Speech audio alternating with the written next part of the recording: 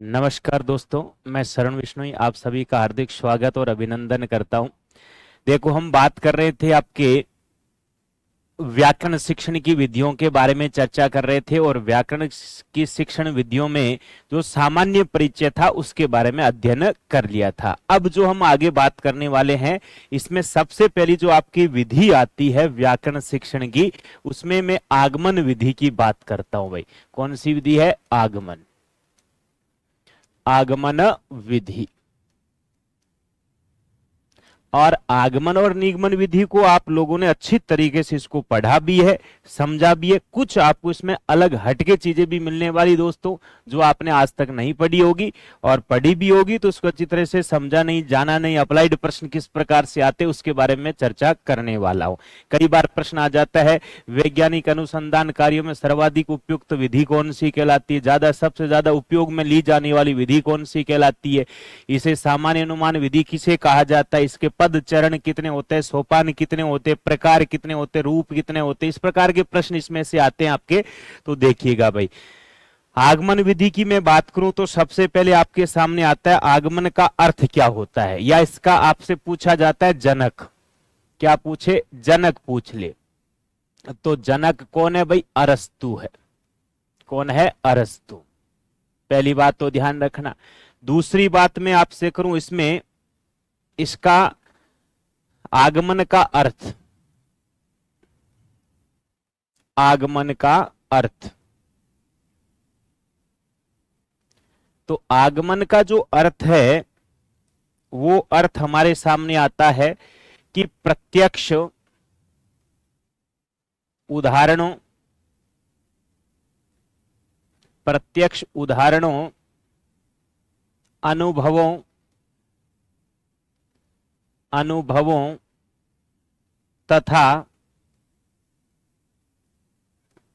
प्रयोगों से निष्कर्ष निकालना, प्रयोगों से निष्कर्ष निकालना, निष्कर्ष निकालना, यही इसका क्या है भाई? सामान्य जो हम अर्थ पढ़ते हैं वो कहना चाह रहा है कि प्रत्यक्ष क्या होता है भाई? उदाहरणों, अनुभवों तथा प्रयोग से उसका क्या करना? निष्कर्ष निकालना ही क्या कहलाता है, या क्या कहलाती है? आगमन विधि कहलाती है। दूसरे शब्दों में हम यह कह सकते हैं, यह एक ऐसी विधि है, यह एक ऐसी प्रणाली है, एक ऐसी प्रणाली है जिसमें, जिसमें उदाहरणों, जिसमें उदाहरणों की सहायता, उदाहरणों की सहायता से नियमों तक पहुंचा, नियमों तक पहुंचा जा सकता है, पहुंचा जा सकता है, आगमन विधि कहलाती है, आगमन विधि कहलाती है। देखो, बालकों के समक्ष बहुत सारे उदाहरण प्रस्तुत कर दिए जाते हैं और बहुत सारे उदाहरण प्रस्तुत करके फिर उनको नियमों तक पहुंचाने की जो विधि है वह विधि हमारी कौन सी कहलाती है? आगमन विधि कहलाती है। देखो, आपके सामने सीधा सा एक प्रश्न आ जाता है, आगमन विधि अग्रसर होती है तो उदाहरण से नियम की ओर, और निगमन विधि नियम से उदाहरण की ओर अग्रसर होती है। जैसे आगमन में देखो यहां पर क्या दिखाई दे रहा है? ए किससे मिलकर बना भाई? ए में ऊ दिखाई देता है ना, ऊ से क्या बना दो? उदाहरण, और आगे क्या हो जाता है? निगमन की तरफ। तो उदाहरण से निगमन की तरफ जो अग्रसर होती है वह कौन सी विधि कहलाती है? हमारी आगमन विधि कहलाती है। तो प्रत्यक्ष उदाहरणों, अनुभवों से प्रयोगों तक निष्कर्ष निकालने की विधि है वह कौन सी विधि? हमारी आगमन विधि है। और इसका जनक पूछ लिया जाता है तो जनक कौन है? अरस्तु है। कौन है? अरस्तु है। नेक्स्ट मैं इसमें बात करूं, यह विधि, यह विधि नवीन पाठों, यह विधि नवीन पाठों की शिक्षा, के शिक्षा के लिए विशेष रूप से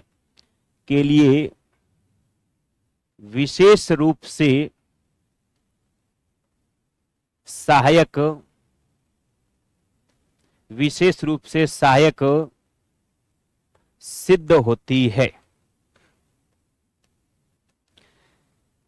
यह विधि नवीन पाठों की शिक्षा के लिए विशेष रूप से सहायक सिद्ध होती है। क्यों बालकों को बहुत सारे उदाहरण प्रस्तुत करोगे, बहुत सारे उदाहरण प्रस्तुत करके उससे क्या किया जाता है, सामान्यीकरण किया जाता है, जिसे वो सरलता से समझ सकता है। उसके बाद में क्या है, नवीन पाठ की तरफ अग्रसर किया जाता है, तो आगमन विधि उसके लिए श्रेष्ठ मानी जाती है। ठीक है। हाँ, फिर आता है इसमें नेक्स्ट बात करूं मैं कि इसमें बालकों या इसमें बालक के समक्ष भिन्न भिन्न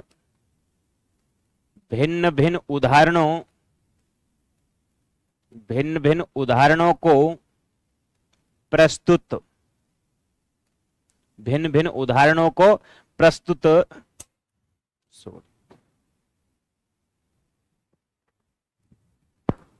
भिन्न उदाहरणों को प्रस्तुत किया जाता है जिससे वह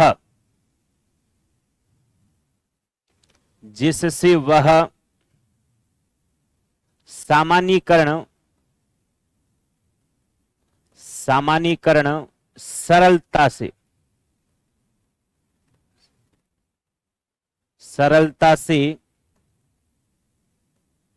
कर सकता है या समझ सकता है।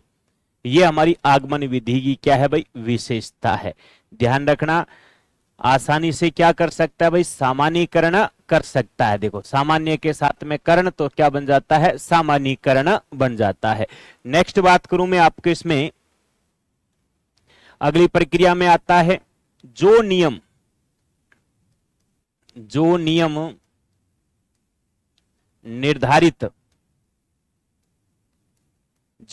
निर्धारित हो उसकी जांच की जाए। इसी कारण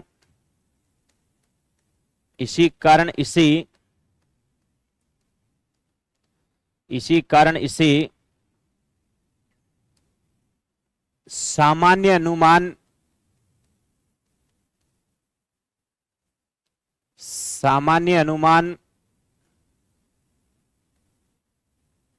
विधि भी कहते हैं। सामान्य अनुमान विधि भी कहते हैं। ध्यान रख लेना, आगमन विधि को किस विधि के नाम से जानते हैं, सामान्य अनुमान विधि के नाम से भी जाना जाता है। जो नियम निर्धारित हो उसकी जांच की जाए, इसी कारण से क्या कहते हैं हम, सामान्य अनुमान विधि के नाम से भी जाना जाता है। नेक्स्ट आता है जो मैंने आपको पहले भी एक बात की थी, वैज्ञानिक अनुसंधान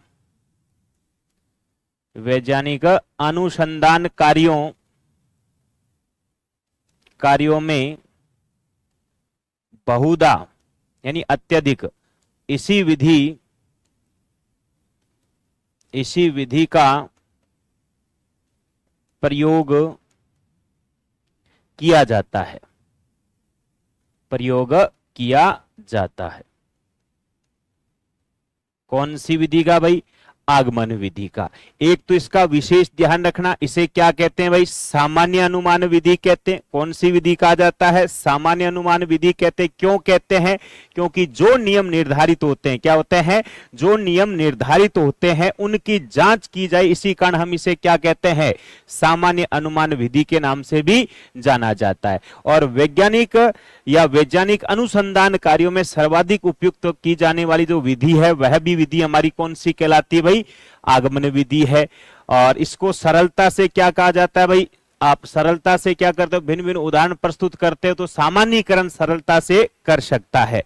नेक्स्ट मैं बात करूं इसकी परिभाषाएं, आगमन की कुछ परिभाषाएं दे रखी, उन परिभाषाओं में चर्चा करूं आपसे। तो ये परिभाषाएं क्या है, देखो परिभाषाएं,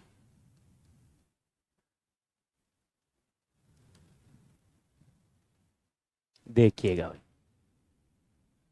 परिभाषाओं में हम बात करें आपसे तो सबसे पहले परिभाषा आती जायसी के अनुसार। कौन सी? सी जायसी के अनुसार, जायसी के अनुसार इन्होंने जो परिभाषा दी उस परिभाषा को देखो, आगमन आगमन विशेष, आगमन विशेष दृष्टांतों, विशेष दृष्टांतों की सहायता, दृष्टांतों की सहायता से सामान्य नियमों, सामान्य नियमों को विधि पूर्वक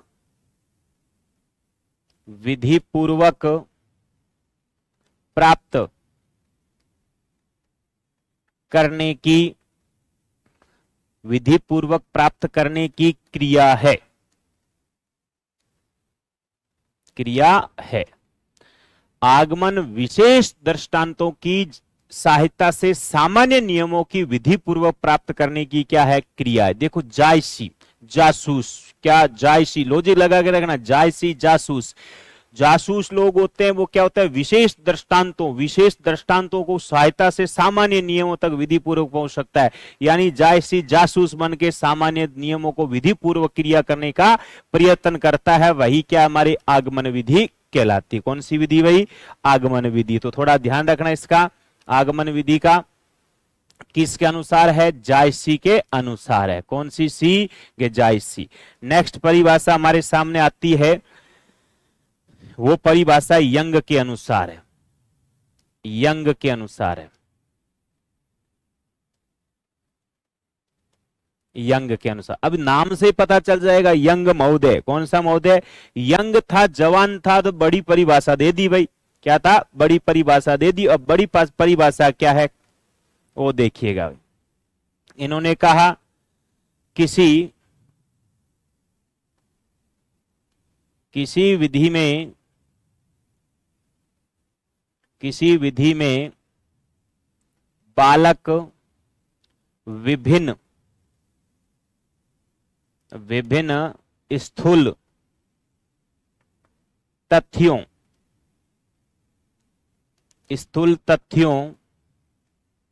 के आधार पर अपनी मानसिक शक्ति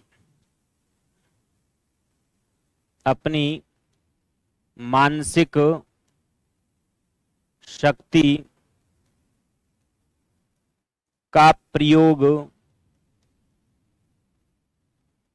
करते हुए स्वयं किसी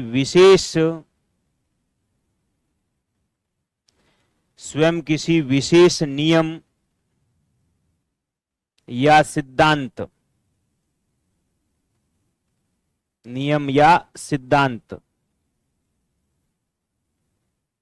सिद्धांत तक पहुंचता है तो आगमन विधि कहते हैं। तो उसे क्या कहते हैं भाई? आगमन विधि कहते हैं। ये यंग के अनुसार परिभाषा। किसी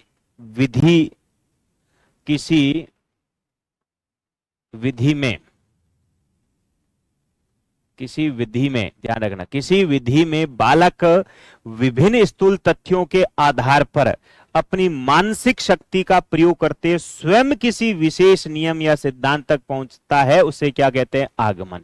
इसका भी मतलब इनडायरेक्ट वही होता है कि उदाहरण से नियम की ओर अग्रसर होना। क्या होना? उदाहरण से नियम की ओर अग्रसर होना ही हमारी कौन सी विधि कहलाती है? वही आगमन विधि कहलाती है।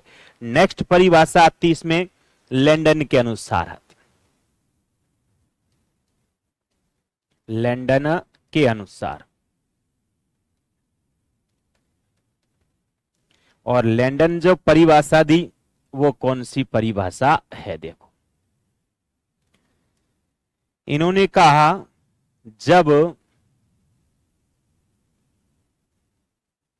जब बालकों के समक्ष,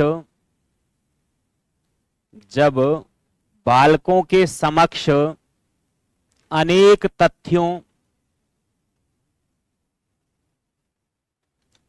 तथ्यों, उदाहरणों, अनेक तथ्यों, उदाहरणों एवं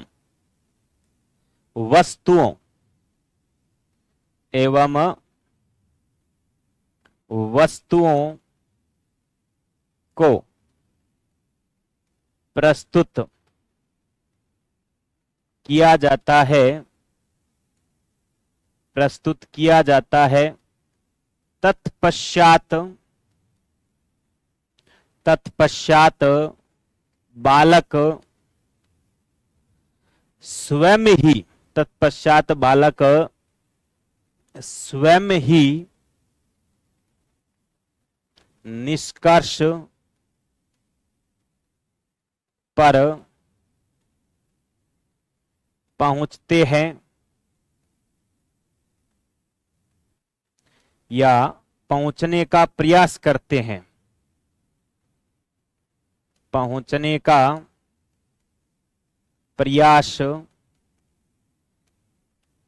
करते हैं, तब वह आगमन विधि कहलाती है। तब वह आगमन विधि कहलाती है। तब वह आगमन विधि कहलाती है। जब बालकों के समक्ष अनेक तथ्यों, उदाहरणों एवं वस्तुओं को प्रस्तुत किया जाता है, उसके बाद बालक स्वयं ही निष्कर्ष पर पहुंचने का प्रयास करते हैं, तब वह आगमन विधि कहलाती है। और ये कहने वाला व्यक्ति कौन था भाई? लैंडन महोदय थे। इन्होंने कहा जब बालकों के समक्ष अनेक उदाहरण दे देते हो आप, तथ्य दे देते हो, वस्तु दे देते हैं, और उनके द्वारा क्या करता है? बालक स्वयं ही निष्कर्ष तक पहुंचने की क्रिया करता है, पहुंचने का प्रयास करता है, तो उसे ही हम क्या कहते हैं भाई? आगमन विधि कहते हैं। इससे पहले जायसी ने कहा था, विशेष दृष्टांतों वाली बात की थी, विशेष दृष्टांतों की बात की थी, और यंग ने क्या कहा कि जब किसी विधि में बालक विभिन्न स्थूल तथ्यों के आधार पर अपनी मानसिक शक्ति का प्रयोग करता है। देखो, यंग होता है, जवान होता है, तो मानसिक शक्ति का क्या करता है? प्रयोग करता है। क्या करता है? प्रयोग करता है। लॉजिक लगा के याद रख लेना, ध्यान रखना। जायसी ने तो क्या कहा? जायसी यानी जासूस बना। विशेष दृष्टांतों को क्या किया? नियमों को विधि पूर्वक करने की क्रिया को क्या नाम दे दिया? उसने आगमन नाम दे दिया। यंग ने कह दिया मानसिक शक्ति का प्रयोग करते ही स्वयं ही क्या तथ्यों, स्वयं ही क्या किसी विशेष नियम या सिद्धांत तक पहुंचता है, वह क्या कहलाती? आगमन। और लैंडन महोदय ने क्या कह दिया कि जब बालकों के समक्ष अनेक तथ्यों, क्या अनेक तथ्यों के आधार पर उदाहरणों, वस्तुओं को प्रस्तुत करता है, तत्पश्चात बालक स्वयं ही निष्कर्ष तक पहुंचता है और पहुंचने का प्रयास करता है, वह कौन सी विधि कहलाती है? हमारी आगमन विधि कहलाती। अब हम आगे बात करें इसमें भाई, नेक्स्ट बात आती है आपके सामने, वो क्या? देखो, मैं नोट लगा के बात करूं इसमें आपसे, विशेष है, महत्वपूर्ण बात है कि आगमन विधि, आगमन विधि पतंजलि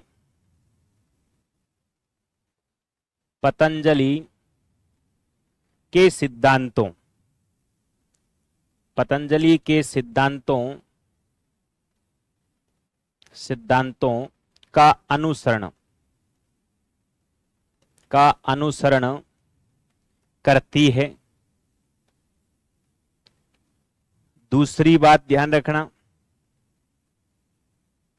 निगमन विधि। निगमन विधि पाणिनि के सिद्धांतों का अनुसरण करती है। पाणिनि के सिद्धांतों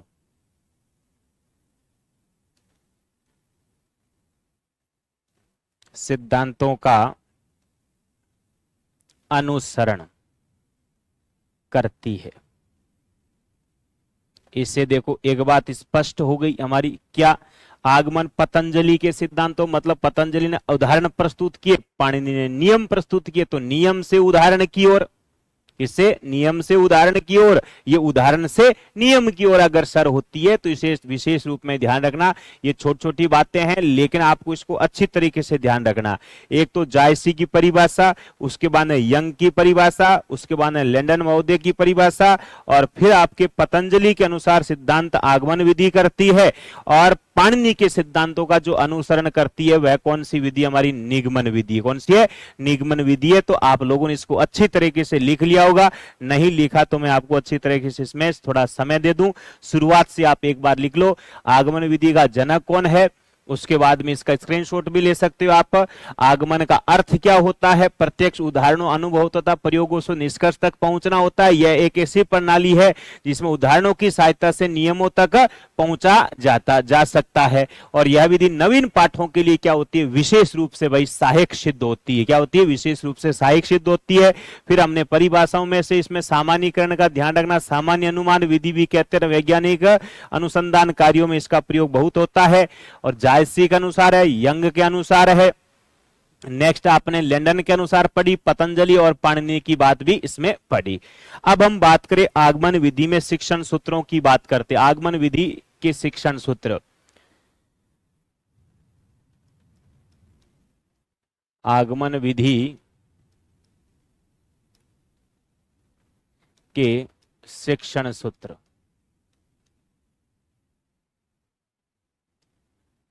यानी कौन से शिक्षण सूत्रों को अनुसरण करती है आगमन?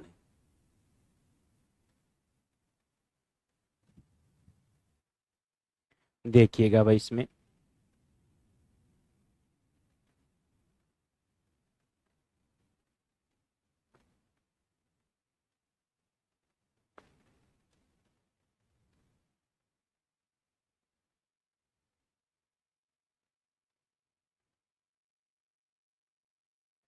देखो 6-7 जो भी है इसमें, सबसे पहले मैं बात करूं आपसे इसमें, तो वह कौन सा है भाई?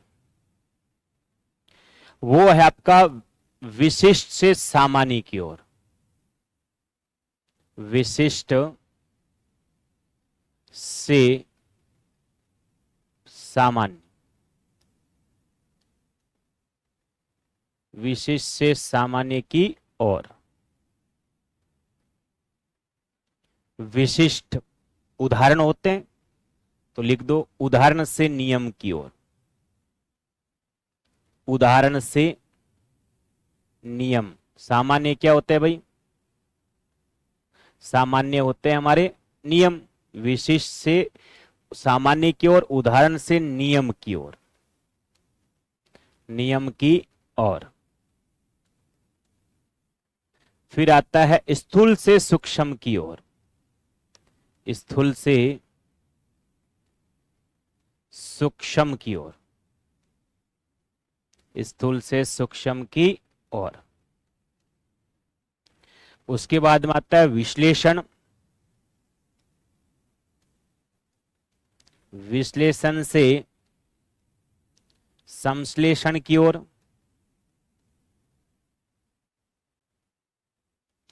संश्लेषण की ओर। प्रत्यक्षी, प्रत्यक्षी प्रमाण की ओर।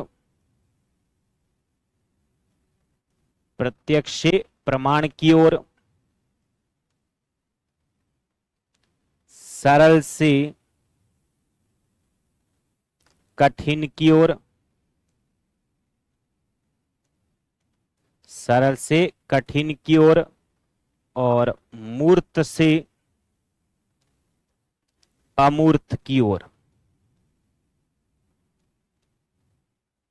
मूर्त से अमूर्त की ओर। ये हमने इसके बारे में आपको अध्ययन किया भाई। देखो कौन कौन सी हमारे सामने, विशिष्ट से सामान्य की ओर, उदाहरण से नियम की ओर, स्थूल से सूक्ष्म की ओर, विश्लेषण से संश्लेषण, प्रत्यक्ष से प्रमाण, सरल से कठिन, मूर्त से अमूर्त। एक बार बोलो आप इसको साथ साथ में।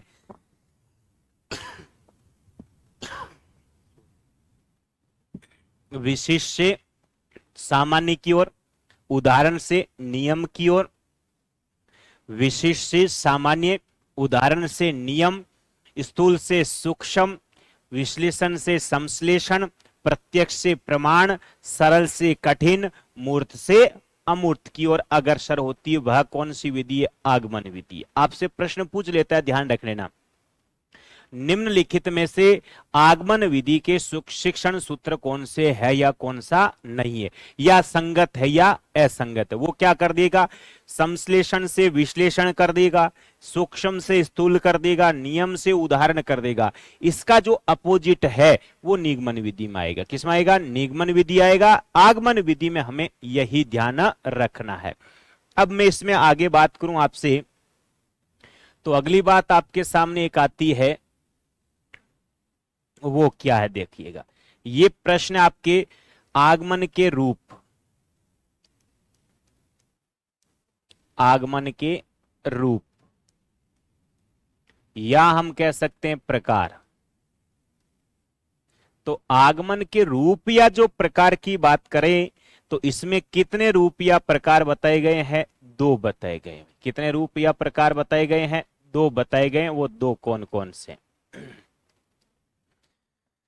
पहला हमारे सामने आता है प्रयोग प्रणाली।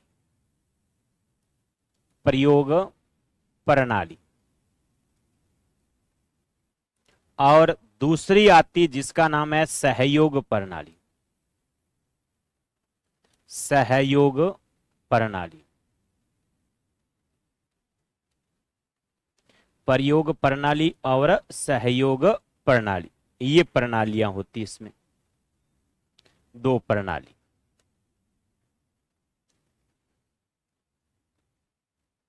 अब हम बात करेंगे प्रयोग प्रणाली किसे कहते हैं और सहयोग प्रणाली किसे कहते हैं। आपको ध्यान रखना, ये कॉमन चीजें हैं आपके, ऐसे ही उसमें आएगी आपके किसमें? निगमन विधि में पूछा जाएगा, प्रकार या रूप बताइएगा।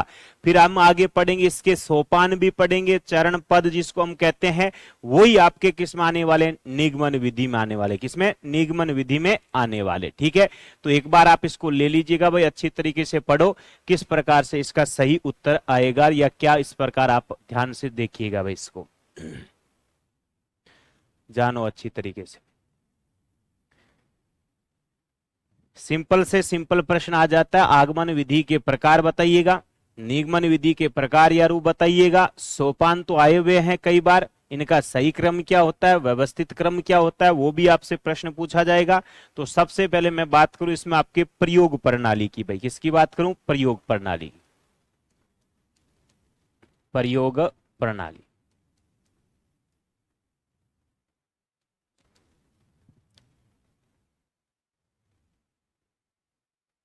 प्रयोग प्रणाली क्या कहना चाहती है?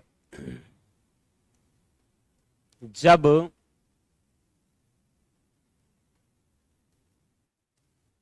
या कह दो व्याकरण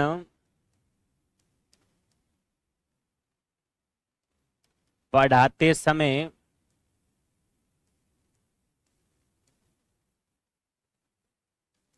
छात्रों के सम्मुख, छात्रों के सम्मुख पहले उदाहरण,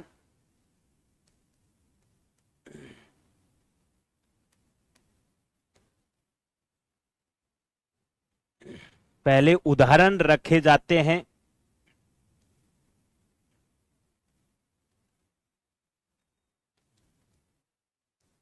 अनेक उदाहरण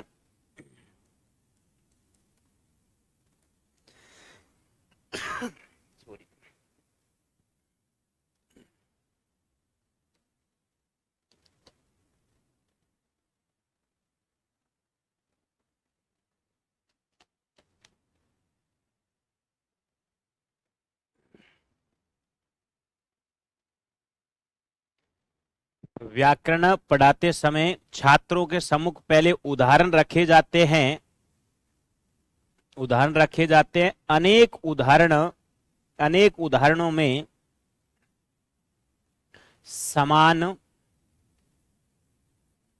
समान लक्षणों वाले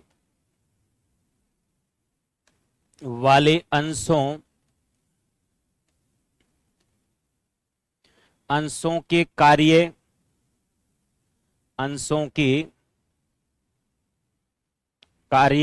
एवं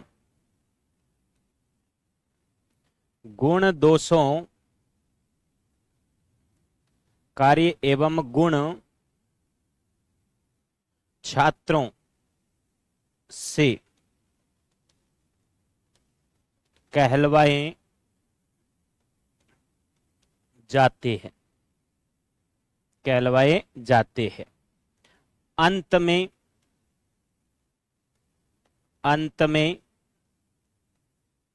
उन्हीं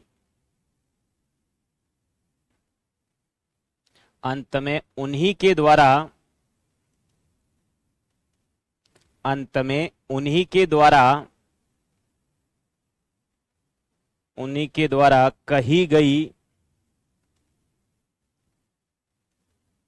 बातों के आधार पर सिद्धांत या नियम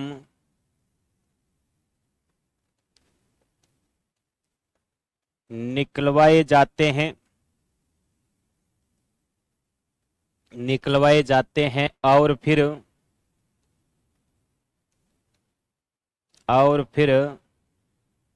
उन्हीं से उनका प्रयोग तथा अभ्यास करवाया जाता है।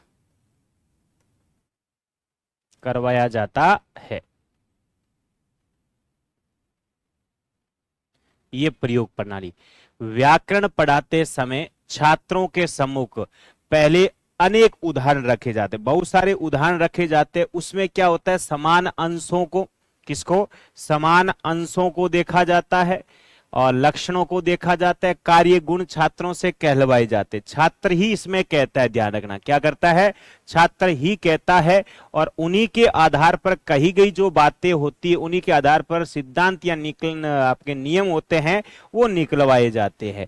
और फिर उन्हीं से उनका क्या करवाया जाता है, प्रयोग और अभ्यास करवाया जाता है। ठीक है, तो इस कारण थोड़ा सा ध्यान रखना आप इसमें। तो ये प्रयोग प्रणाली थी, यानी पहली जो प्रणाली थी जिसको हम रूप या प्रकार कहते हैं या प्रणालियां बोल दे, तो आपको इसमें भी ध्यान रखना है भाई। नेक्स्ट में बात करूं इसमें सहयोग प्रणाली की। किसकी बात करूं, सहयोग प्रणाली की मैं बात करूं आपसे। दूसरी प्रणाली है सहयोग प्रणाली। सहयोग प्रणाली। अब सहयोग प्रणाली किसे कहते हैं, सहयोग प्रणाली कहते हैं कि इसके अनुसार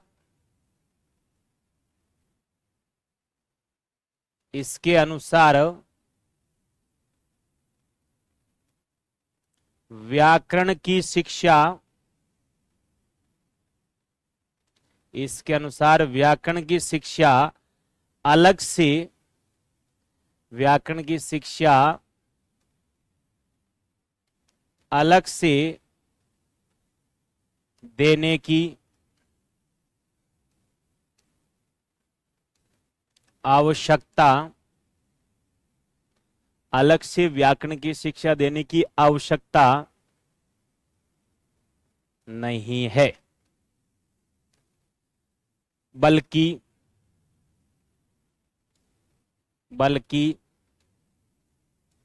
रचना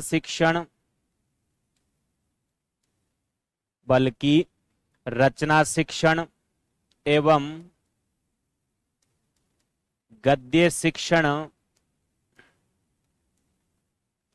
गद्य शिक्षण के साथ ही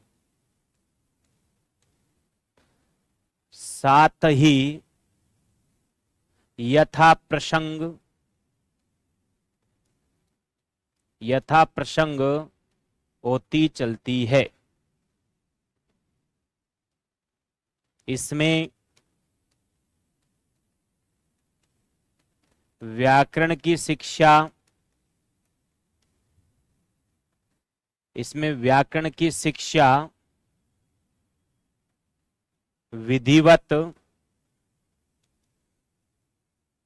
विधिवत नहीं हो पाती है, अर्थात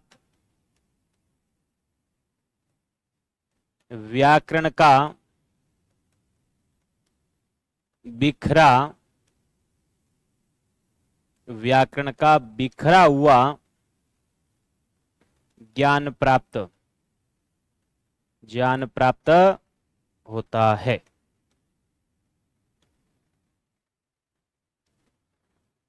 नेक्स्ट मैं बात करूं इसमें व्याकरण पृथक विषय न होकर भाषा शिक्षण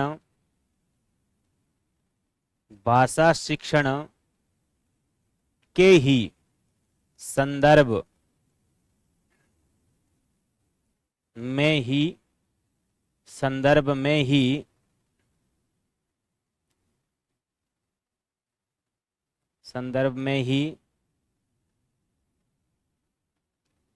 पढ़ा दिया जाता है।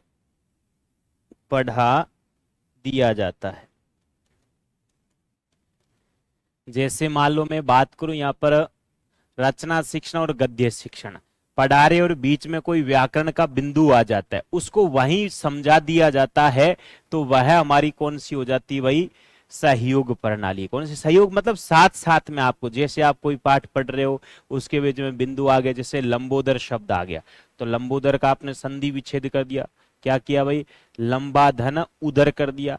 अब आपने कह दिया इसका सामासिक विग्रह क्या होगा, लंबा है जिसका उदर, अर्थात किसके लिए, गणेश जी के लिए प्रयुक्त कर दिया। तो उसको साथ साथ में कभी आपने संधि में चले गए, कभी आप समास में चले गए, तो इसमें क्रमबद्ध ज्ञान प्राप्त या जिसको हम कहते हैं क्रमबद्ध ज्ञान प्राप्त नहीं होता है और बिखरा हुआ ज्ञान प्राप्त होता है। यानी अलग से व्याकरण की शिक्षा देना इसमें उपयुक्त नहीं समझा जाता है, सहयोग प्रणाली कहलाती। कौन सी है, सहयोग प्रणाली इसमें कहलाती है। ठीक है भाई, तो ये बात आप थोड़ा सा ध्यान रखना, सामान्य सी बातें हैं लेकिन हम इसको अच्छी तरीके से ध्यान रखना भाई।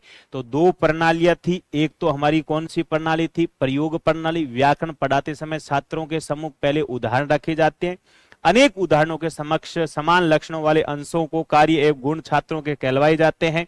अंत में उन्हीं के द्वारा कही गई बातों के आधार पर सिद्धांत या नियम निकलवाए जाते हैं और फिर उन्हीं से उनका प्रयोग तथा अभ्यास करवाया जाता है। सहयोग प्रणाली क्या कहती, इसके अनुसार व्याकरण की शिक्षा अलग से देने की आवश्यकता नहीं है, बल्कि रचना शिक्षण तथा गद्य शिक्षण के साथ ही यथा प्रसंग होती चलती है। इसमें व्याकरण की शिक्षा का विधिवत ज्ञान नहीं हो पाता है, व्याकरण का बिखरा हुआ ज्ञान प्राप्त होता है और व्याकरण पृथक विषय न होकर भाषा शिक्षण के संदर्भ में ही पढ़ा दिया जाता है। यह कहा जाता है किसके द्वारा, सहयोग प्रणाली के द्वारा कहा जाता है। नेक्स्ट में महत्वपूर्ण बात करूं इसमें आगमन विधि के सोपान, आगमन विधि के सोपान।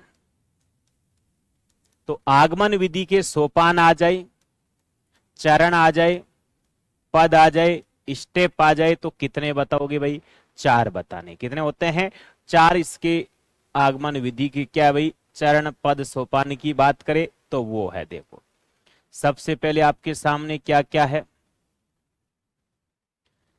तो पहला हमारे सामने आता है उसका नाम है भाई उदाहरणों का प्रस्तुतिकरण, उदाहरणों का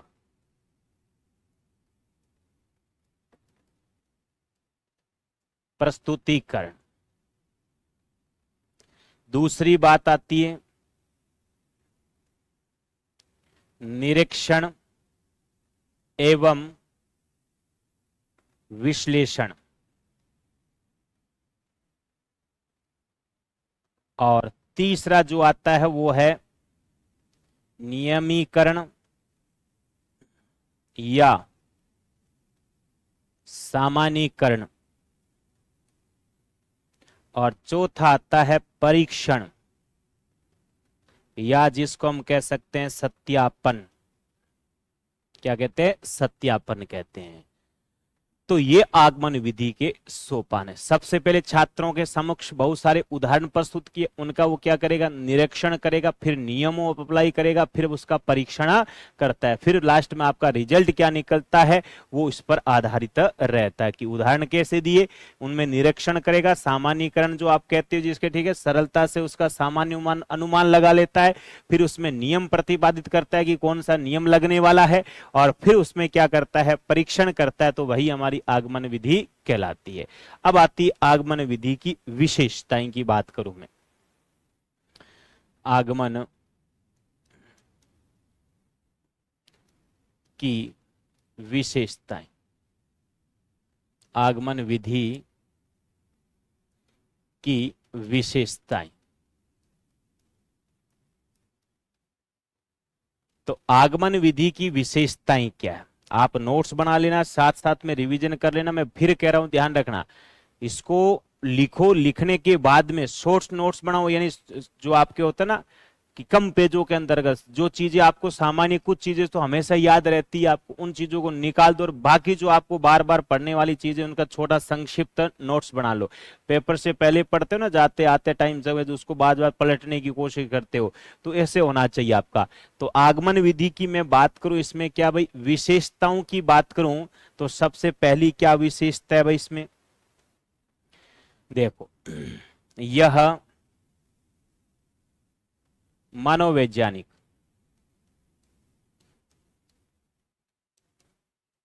मनोवैज्ञानिक विधि है,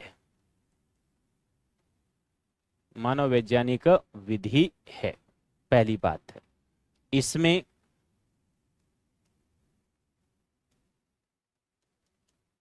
प्रत्यक्ष, इसमें प्रत्यक्ष तथ्यों पर, या इसमें जगह लिख दें यह प्रत्यक्ष तथ्यों पर आधारित है।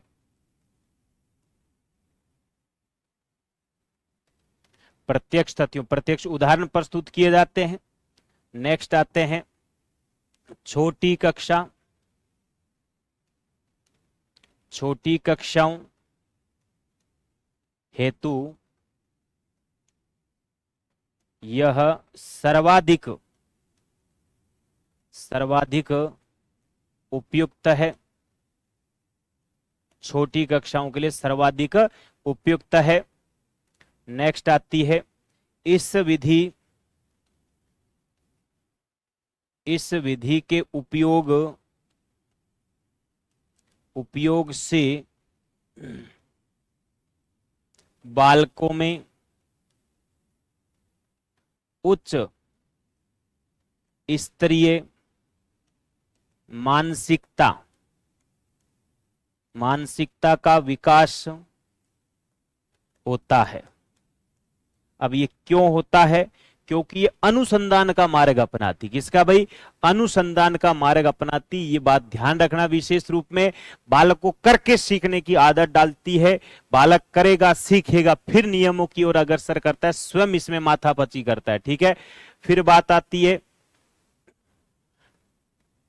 इसमें अध्यापक व छात्र दोनों क्रियाशील रहते हैं,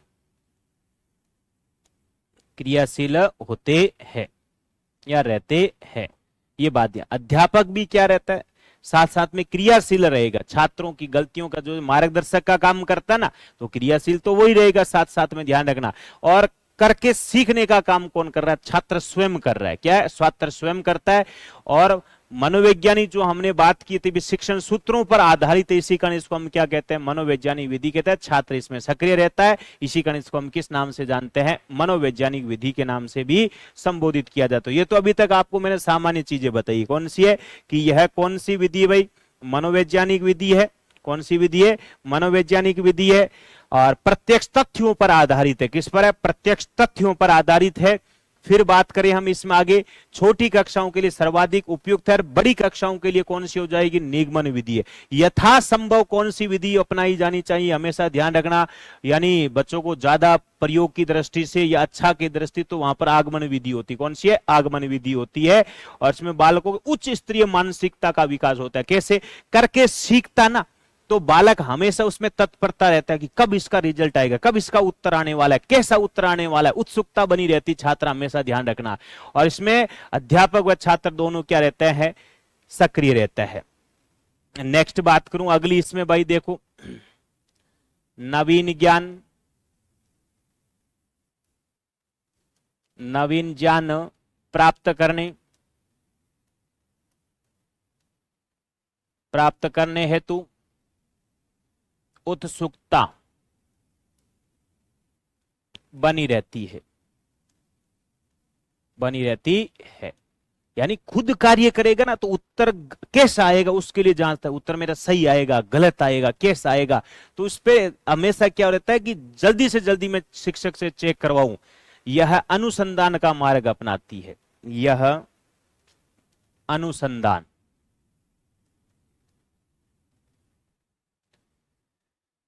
अनुसंधान का मार्ग अपनाती है। अनुसंधान का मार्ग अपनाती, इसका क्या मतलब है, यानी छात्र को खोजी प्रवृत्ति का बना देता है, खोजी कुत्ता होता है ना उसकी तरफ बना देता है। बालक बार बार अभ्यास करता है, वह कौन सी विधि, हमारी आगमन विधि है। फिर आता है बालक की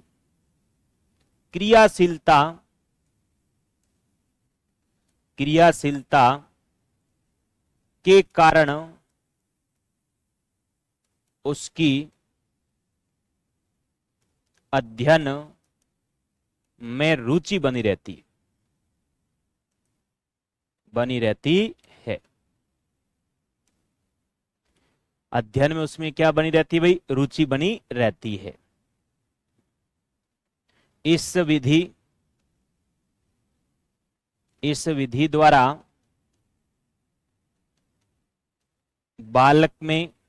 बालक में आत्मविश्वास, इस विधि द्वारा बालक में आत्मविश्वास की वृद्धि होती है,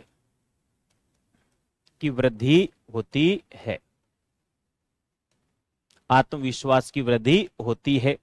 नेक्स्ट बात आती है, यह बालक की सूक्ष्म बुद्धि एवं सूक्ष्म की वृद्धि के लिए उपयोगी विधि है।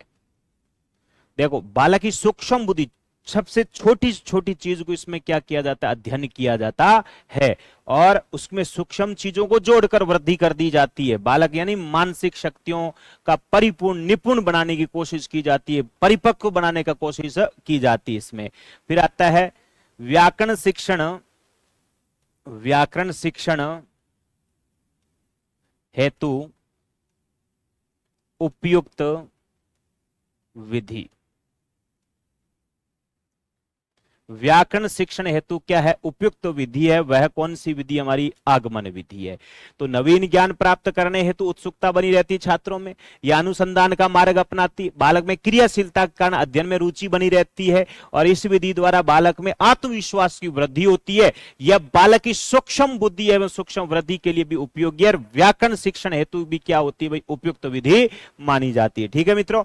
दूसरी बात है, यह मनोवैज्ञानिक विधि है, प्रत्यक्ष तथ्यों पर आधारित है, छोटी कक्षा के लिए उपयुक्त है। यह विधि उपयोग से बालक में उच्च स्तरीय मानसिकता का विकास होता है। इसमें अध्यापक और छात्र दोनों क्रियाशील रहते हैं। छात्र तो सक्रिय रहते ही रहते, ध्यान रखना। विशेष रूप प्राथमिकता छात्रों को देने की, छात्र इसमें क्या रहता है, सक्रिय रहता है। अब इसमें कमियां क्या है, दोष क्या, उसकी बात करूं मैं। आगमन विधि के दोष, दोष या कमियां क्या है, देखिएगा भाई। सबसे पहली बात करूं, इस विधि में समय एवं परिश्रम अधिक व्यय होता है, अधिक व्यय होता है। इस विधि में समय व परिश्रम अधिक व्यय होता है, खर्च अधिक होता है, क्योंकि अभ्यास पर बल दिया जाता है, अनुसंधान पर बल दिया जाता है, खोजी प्रवृत्ति का छात्र बन जाता है। नेक्स्ट बात आती है, यह उच्च कक्षा हेतु उपयोगी नहीं है, उपयुक्त नहीं है। नेक्स्ट बात आ जाती है, योग्य एवं अनुभवी अध्यापकों की कमी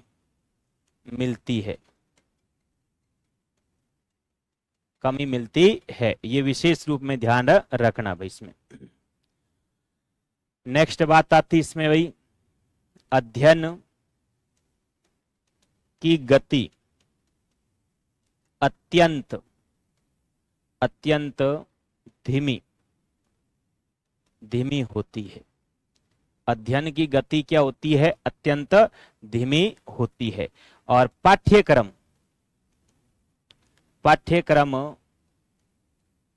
समय पर पूरा नहीं होता है,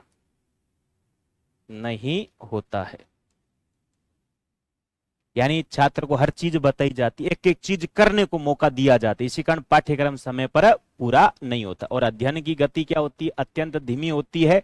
योग्य और शिक्षक जो होते हैं, अनुभवी शिक्षक, इसकी क्या होती है, कमी। सबसे ज्यादा ही कमजोरी यही होती है, ध्यान रखना। भाषा में हमें सबसे बड़ी दिक्कत यहाँ से शुरू होती है, क्योंकि भाषा प्रयोगशालाओं का अभ्यास होने के कारण, भाषा प्रयोगशाला नहीं होने के कारण, उसमें अभ्यास नहीं होने के कारण यहाँ पर भाषा में सबसे बड़ी दिक्कत हमारे उत्पन्न होती है। साइंस वगैरह की तो आपने प्रयोगशाला सुनी होगी, लेकिन भाषा की प्रयोगशाला सुन तो ली होगी, लेकिन देखी नहीं है कभी। इसी प्रकार थोड़ा ध्यान रखना।